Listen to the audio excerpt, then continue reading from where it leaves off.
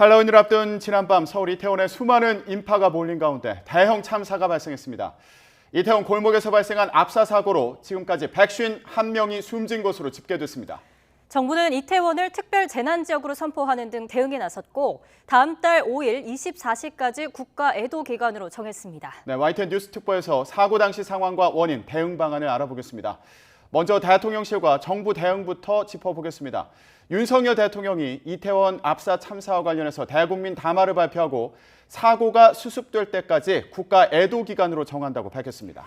이어 바로 사고 현장을 살핀 데 이어서 서울청사에서 사고 수습 회의를 주재했는데 이 자리에서 용산구를 특별 재난지역으로 결정했습니다. 취재기자 연결해 알아보겠습니다. 박소정 기자. 네, 용산 대통령실 브리핑 룸입니다. 네, 윤석열 대통령이 오늘부터 국가 애도 기간을 선포했군요. 네, 그렇습니다. 윤석열 대통령이 바로 이곳 브리핑 룸에서 오전 9시 50분에 대국민 담화를 발표했는데요. 그 자리에서 나온 이야기였습니다. 윤석열 대통령은 정말 참담하다는 말로 시작해 서울 한복판에서 일어나서는 안 될 비극과 참사가 일어났다고 언급했는데요. 그러면서 국가 애도 기간을 선포했습니다. 직접 들어보시죠.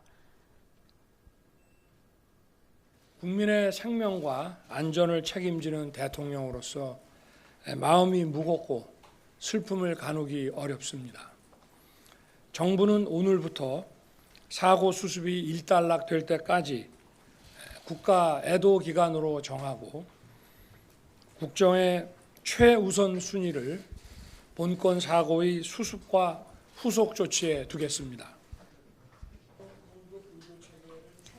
네, 이 담화 이후에는 모든 정부 부처와 관공서에 즉시 조기를 개양할 것도 지시했습니다.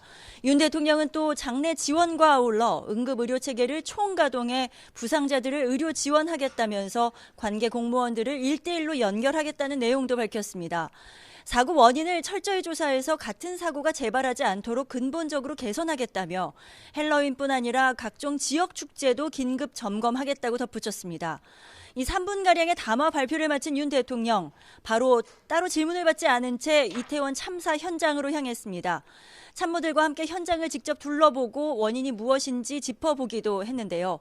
현장 방문을 마치고는 바로 정부 서울청사로 이동해 오전 10시 30분쯤부터 사고 수습본부 회의를 주재했습니다. 회의 결과를 한덕수 국무총리가 조금 전에 브리핑했는데요. 우선 국가 애도 기간은 오는 11월 5일 밤 24시까지 일주일로 정했습니다. 참사가 발생한 서울 용산구는 특별 재난지역으로 선포했습니다. 이에 따라 사망자 유족에는 위로금과 장례비, 그리고 부상자에는 치료비 등 일체의 지원이 이루어집니다.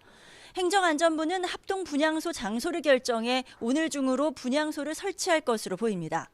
또 희생자가 150명을 넘어선 가운데 90% 이상은 신원 확인을 마쳤지만 10여 명은 미성년자나 외국인 등이라 신원 파악이 어려운 상황이라고 한덕수 국무총리와 이상민 행안부 장관은 전했습니다. 지금까지 용산 대통령실에서 YTN 박소정입니다.